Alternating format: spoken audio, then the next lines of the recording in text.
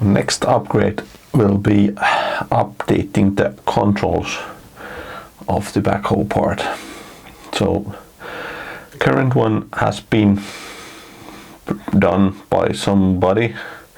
This is definitely not from the factory, and there is definitely room for improvement, and I have an idea how to make it much better. This is the current mechanism with quite a remarkable amount of joints here. So boom, left, boom, right, up, down, digger, and the shovel.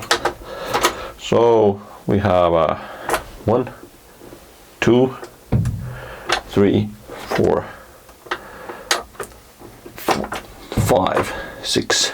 So 1, 2, 3, 4, 5, 6 joints. Actually 5 joints needed to make the motion this way. And this way we have 1, 2, 3, 4, 5. 5 joints this way.